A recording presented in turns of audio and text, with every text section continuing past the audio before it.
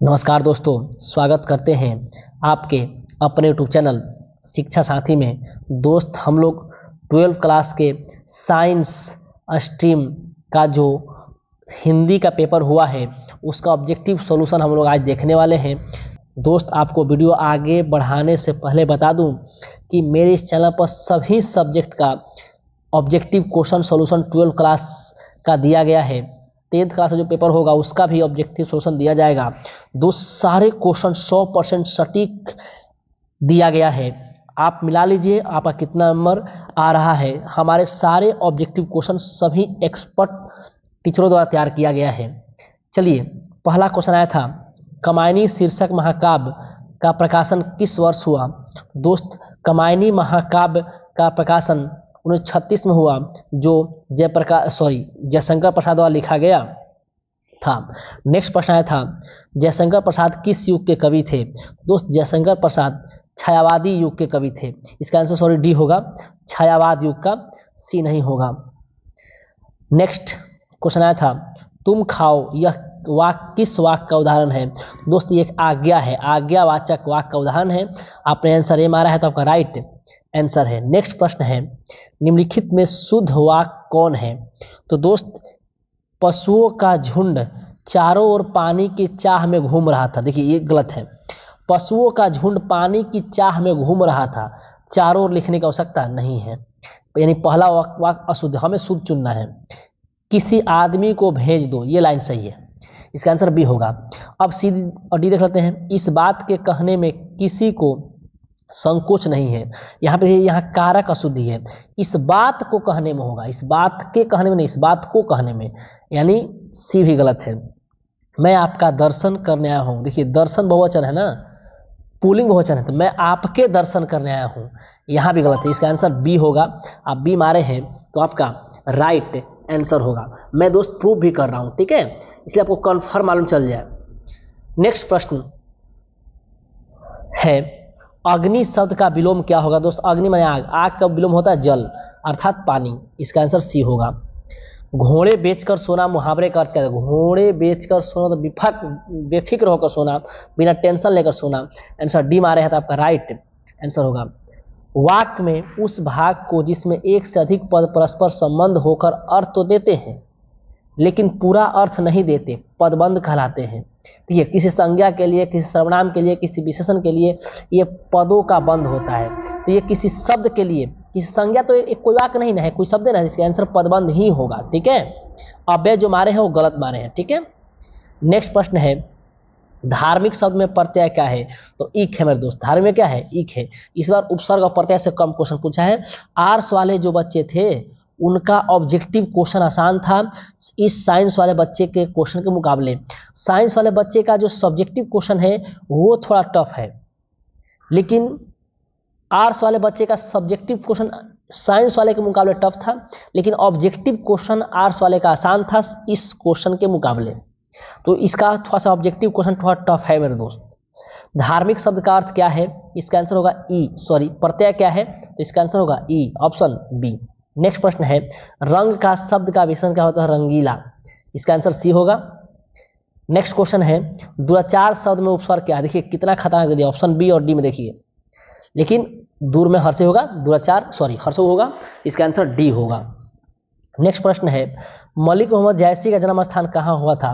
इसका आंसर होगा जायस। इससे पहले पूछा था सूरदास का जन्म स्थान आर्ट्स वाले में, इससे पूछा मलिक मोहम्मद जायसी का जन्म स्थान जायस में। नेक्स्ट प्रश्न आपके यहाँ में आया था, जागिए ब्रजराज कुंवर कमल कुसुम फूले, पंक्ति किस कविता की है? सूरदास की कविता की है। नेक्स्ट प्रश्न है, हनुमान बाहुक नामक रचना कितने छंदों में प्रकाशित है? इसका राइट आंसर होगा 44 छंदों में। नेक्स्ट प्रश्न, तुलसीदास क्या पहनते थे? दोस्त देखिएगा, लेखक परिचय में कौपीन दिया है, कौपीन पहनते थे। नेक्स्ट प्रश्न है, नाभादास का जन्म स्थान किस वर्ष हुआ? तो लगभग अनुमानित 1570 ईस्वी में नाभादास जन्म स्थान हुआ। दोस्त मैं फिर बता दूं, इस चैनल पर आपको 12th में जितने भी एग्जाम हुए हैं उन सब सारे सब्जेक्ट का ऑब्जेक्टिव एनालिसिस कराया गया है।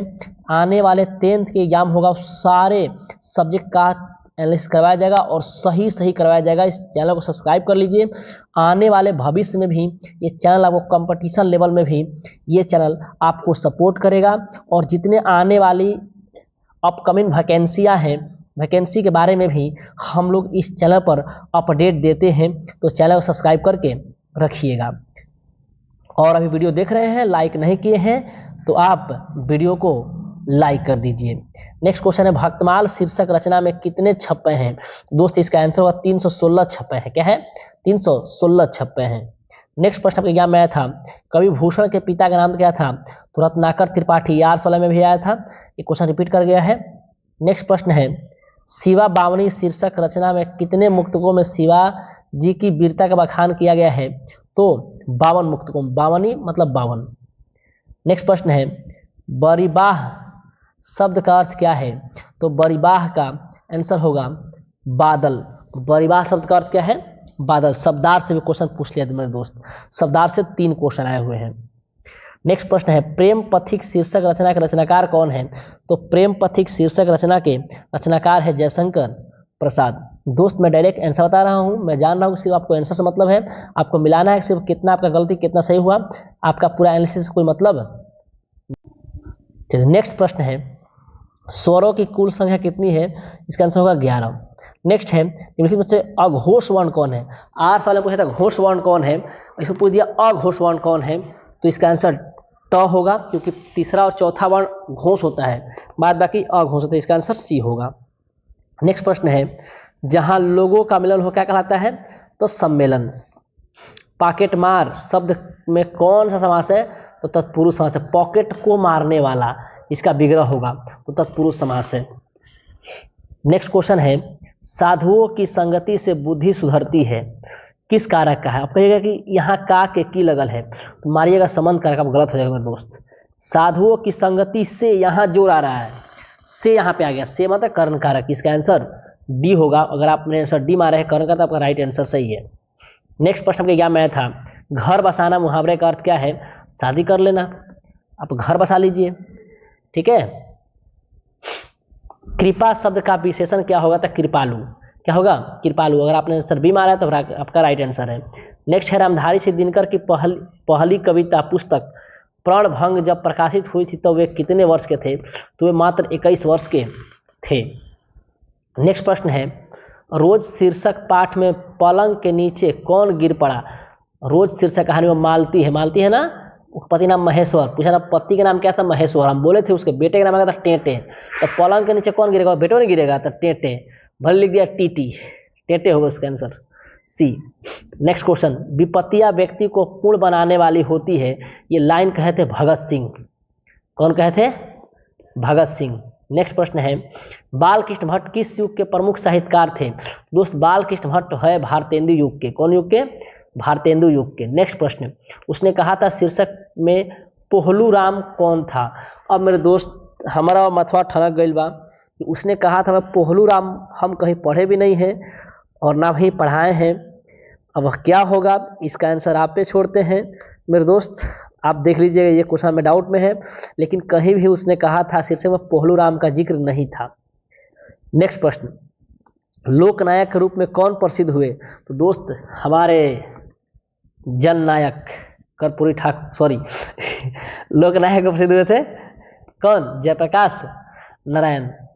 नेक्स्ट क्वेश्चन, जयप्रकाश नारायण के अनुसार सदानंद जी किस प्रेस के मालिक थे? तो फ्री प्रेस के मालिक थे। कौन? सदानंद जी। नेक्स्ट प्रश्न था, ब्रेन ऑफ बॉम्बे किसे कहा गया है? संपूर्ण क्रांति पाठ का आधार बताएं। तो दोस्त ब्रेन ऑफ बॉम्बे कहा गया उमा शंकर दीक्षित को। किसे कहा गया? उमा शंकर दीक्षित को। नेक्स्ट प्रश्न, रामधारी सिंह दिनकर का जन्म किस वर्ष हुआ? तो दोस्त रामधारी सिंह दिनकर का जन्म 1908 ईस्वी में हुआ। नेक्स्ट क्वेश्चन, रामधारी सिंह दिनकर की पहली कविता कब प्रकाशित हुई? तो दोस्त इसका राइट आंसर होगा 1924 ईस्वी में।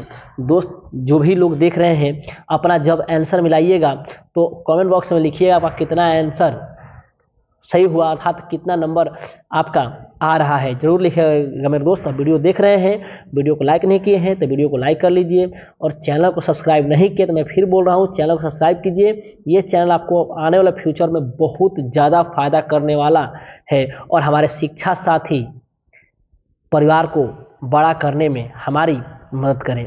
नेक्स्ट प्रश्न, अपने पिता के अंतिम दिनों में किसने नारीत्व का भी साधना की थी?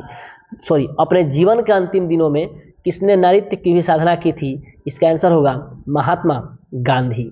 नेक्स्ट प्रश्न, अगे जी ने नियमित लेखन कब शुरू किया? तो दोस्त अगे जी अपना नियमित लेखन शुरू किए थे 1930 में। देखिए ये समझिए कि उनके कृतियों के बीच में ये लाइन दिया हुआ था, वहां से क्वेश्चन उठा लिए हैं, और सिर्फ छोटा सा लाइन दिया था, वहां से क्वेश्चन उठाया गया है।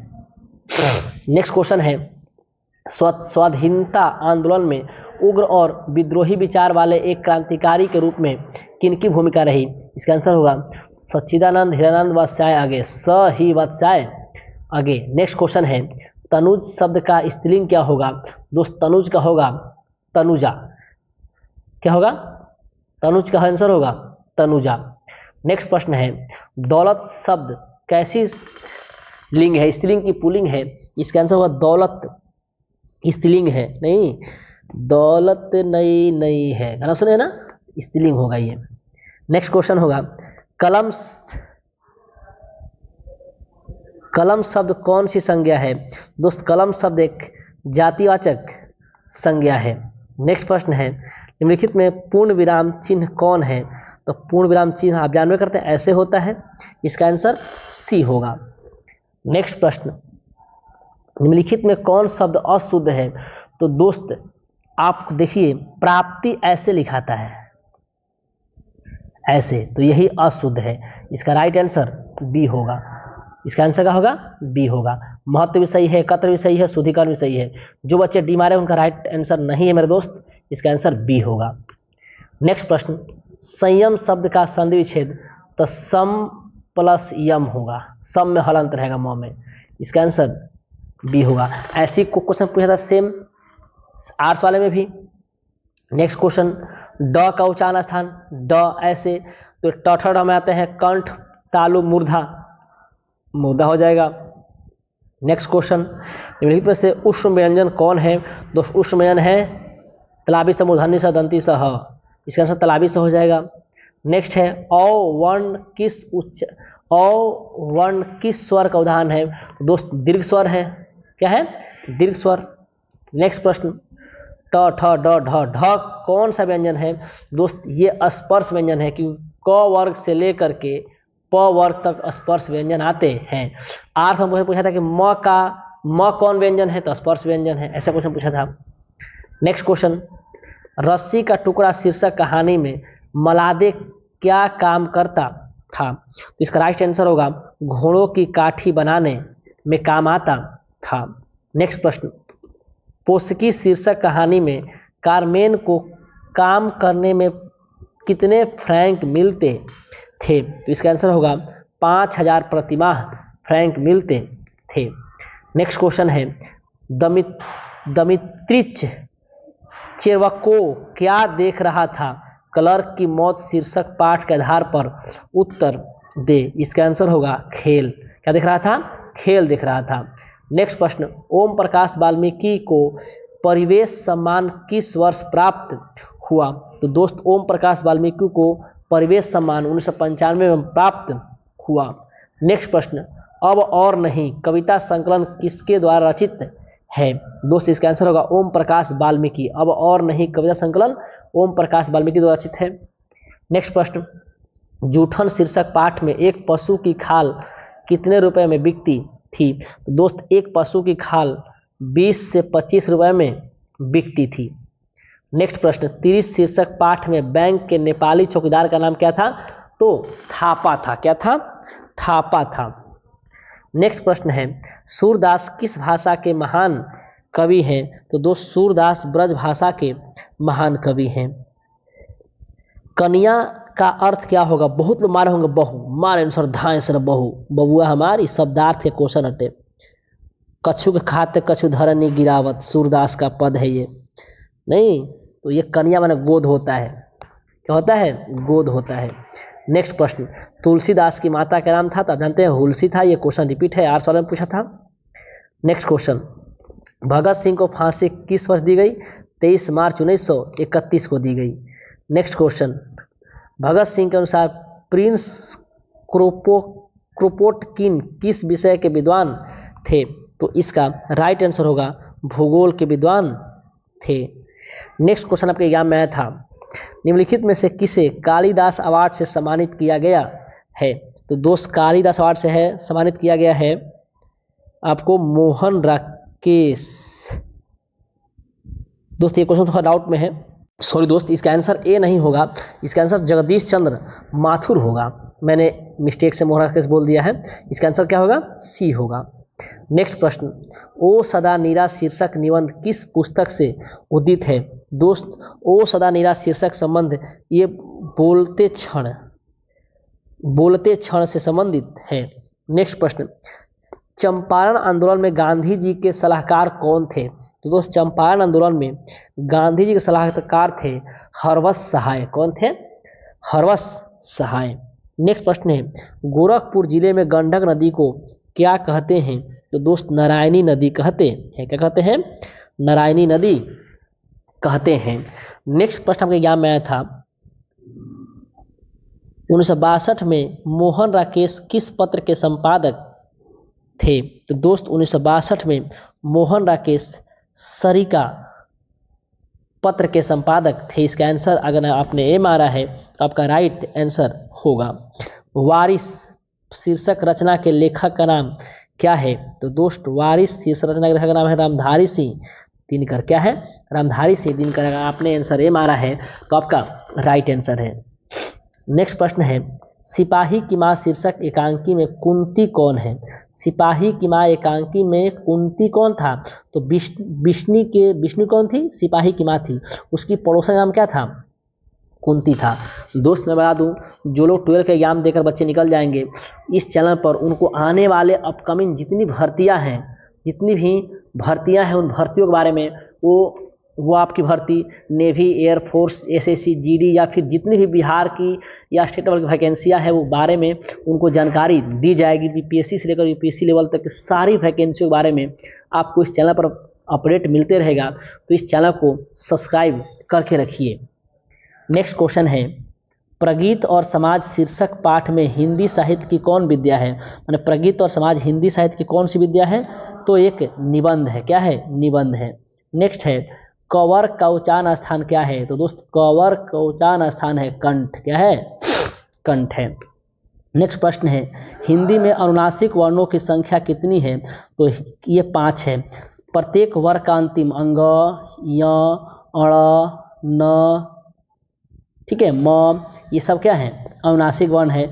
इसका आंसर सी होगा। नेक्स्ट प्रश्न है, संधि के कितने भेद होते हैं, तो इसका आंसर 3 होगा। आप जानते हैं, स्वर संधि, व्यंजन संधि और विसर्ग संधि। नेक्स्ट है, निष्फल का संधि विच्छेद क्या है, तो निह प्लस फल होगा। इसका आंसर बी होगा। जिन जना मरले वन आंसर ए बबुआ गइल, कहे कि हई होई, निह प्लस फल। तार मास्टर पढ़ाओ खूब पढ़े लोग निका कर बजाय दो। निम्नलिखित में से शुद्ध शब्द कौन है, बुरा मत माना मेरे दोस्त, इतना चलता रहे। निम्नलिखित में से शुद्ध शब्द कौन सा है, तो दोस्त शुद्ध शब्द दीपिका तो गलत है, प्रसाद भी गलत है क्योंकि प्रसाद दंती से होता है, नूपुर सही है, घनिष्ठ भी गलत है, उठा होता है उसमें, ठीक है। न दीर्घई पहरसऊ और नूपुर, नूपुर में पायल होता है, ठीक है। नेक्स्ट क्वेश्चन है, सोमवार किस संज्ञा का उदाहरण है, दोस्त सोमवार किसी पार्टिकुलर दिन का नाम है ना, तो व्यक्तिवाचक संज्ञा है। नेक्स्ट है, शब्द की जाति को क्या कहते हैं, शब्द की जाति को क्या कहते हैं, इसके वचन कहते हैं। क्या कहते हैं, वचन, ठीक है। एक वचन है कि 2 वचन है कि 3 वचन, नहीं, शब्द की जाति कहलाएगा, ठीक है। नेक्स्ट प्रश्न, सूर्य का परिवाची क्या होगा, मेरे दोस्त सूर्य का परिवाची तो नहीं है, लेकिन किरण का परिवाची जरूर है। इसका आंसर मरीच होगा। क्या है कि देखा, सूर्य की किरण, किरण का परिवाची मरीच है, ना कि सूर्य का है, लेकिन 3 ऑप्शन कुछ है ही नहीं, जुड़ेगा ही नहीं। इसका आंसर बी होगा, किरण का ही मारना पड़ेगा। किरण भी क्या है, प्रकाश है। कवि शब्द का स्त्रीलिंग क्या होगा, तो मतलब आंसर बी, बबुआ गइल, कवयित्री होता है। क्या होता है, बहुत बहुत बहुत एकदम आंसर दिया एकदम बहुत नजदीक नजदीक, इसका आंसर सी होगा। अगला क्वेश्चन है 80 नंबर, वाक्य से अलग रहने वाले शब्दों को क्या कहते हैं? तो भैया वाक्य से अगर अलग रहने वाले शब्द, अकेले शब्द को निकालिएगा तो ये शब्द कहलाएगा। वाक्य मान लीजिए ये वाक्य 5 शब्दों का है, तो इसको अलग, सिर्फ इसको अलग कीजिएगा ना तो इसे शब्द कहेंगे। लेकिन अगर 3 गो शब्द मिलकर बना है ये, तो वाक्य में 3 शब्द है तो इसे पद कहेंगे। क्या कहेंगे? पद कहेंगे। इसका आंसर ये नहीं होगा, इसका आंसर डी होगा मेरे दोस्त। अलग करेंगे तो शब्द कहलाएगा। क्या कह रहा है? वाक्य से अलग रहने वाले शब्दों का कहते हैं तो शब्द कहते हैं। इसका आंसर डी होगा। नेक्स्ट क्वेश्चन है 12वें रामायण शीर्षक रचना किसकी है? तो तुलसी दास की है। नेक्स्ट प्रश्न है कवि नाभा दास का स्थायी निवास कहाँ था? तो दोस्त कवि नाभा दास का स्थायी निवास था काशी में। कहाँ था? काशी में। नेक्स्ट क्वेश्चन है विशाख शीर्षक नाटक रचित है, माने विशाख शीर्षक नाटक किसके द्वारा रचा गया है? रघुवीर सहाय द्वारा। किसके द्वारा? रघुवीर सहाय द्वारा। नेक्स्ट प्रश्न है सभा का खेल शीर्षक रचना किसकी है? इसका आंसर होगा सुभद्रा कुमारी चौहान। दोस्त इसमें ज़्यादा क्वेश्चन पूछ दिया है रचना से। इसका आंसर होगा वास्तविकता में आर्ट्स से ये साइंस का ऑब्जेक्टिव टफ है।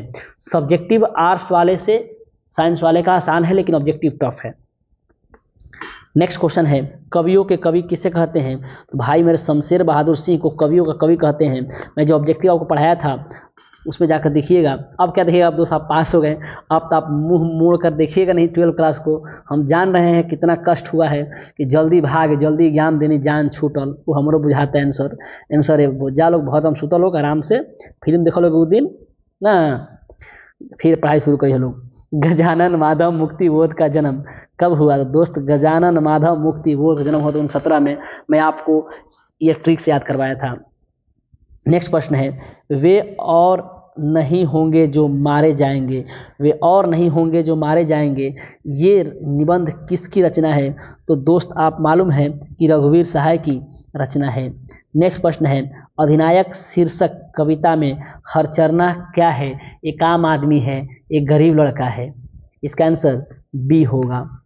नेक्स्ट क्वेश्चन निम्नलिखित में से कौन कवि इंदिरा गांधी कृषि विश्वविद्यालय में एसोसिएट प्रोफेसर के पद पर रहे? इसका आंसर होगा विनोद कुमार शुक्ल। बहुत फेमस विनोद कुमार शुक्ल जी हैं।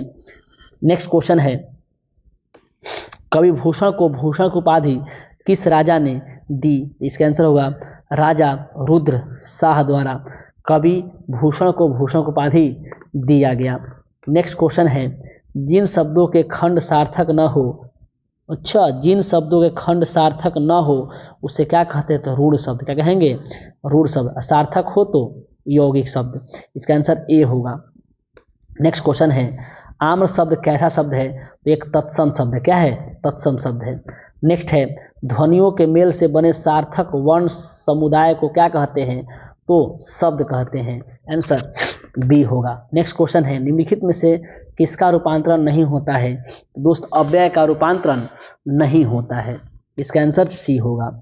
नेक्स्ट 95 नंबर काल के कितने भेद होते हैं? दोस्त काल के 3 भेद होते हैं, वर्तमान काल, भूतकाल और भविष्यत काल। नेक्स्ट क्वेश्चन है उसने राघव को मारा था किस काल का है? तो मैं आपको जब आर्ट्स का वीडियो पढ़ा रहा था, बता रहा था, तो बोला था कि आपसे को वाक आएगा, पूछा किस काल का है, वर्तमान है, भूत है, भविष्य है। तो आप इतना ही कर दीजिए। देखिए आया है, इसका आंसर होगा भूतकाल। नेक्स्ट क्वेश्चन है मोहन मुझसे किताब लिखवाता है। ये जो है लिखवाता है, पढ़वाता है, दौड़वाता है, ये सब प्रेरणार्थक क्रिया। क्या है? प्रेरणार्थक क्रिया है। नेक्स्ट क्वेश्चन है मैं किस सर्वनाम का उदाहरण है? मतलब जो मैं है ना, मैं किस सर्वनाम का है? तो निज। इसका आंसर पुरुषवाचक होगा। पुरुषवाचक होगा मेरे दोस्त, क्योंकि मैं स्वयं खुद ये निजवाचक है, लेकिन मैं जो है मैं ये उत्तम पुरुषवाचक सर्वनाम का एग्जाम्पल है।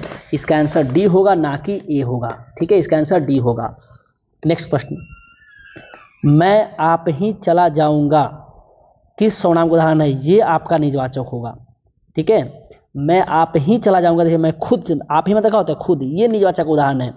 लेकिन यहाँ पे है मैं किस सर्वनाम का उदाहरण है, तो यहाँ पे हो जाएगा पुरुषवाचक, और यहाँ पे 99 का हो जाएगा निजवाचक। ठीक है, नेक्स्ट क्वेश्चन है, हे भगवान मेरी रक्षा कीजिए किस कारक का है।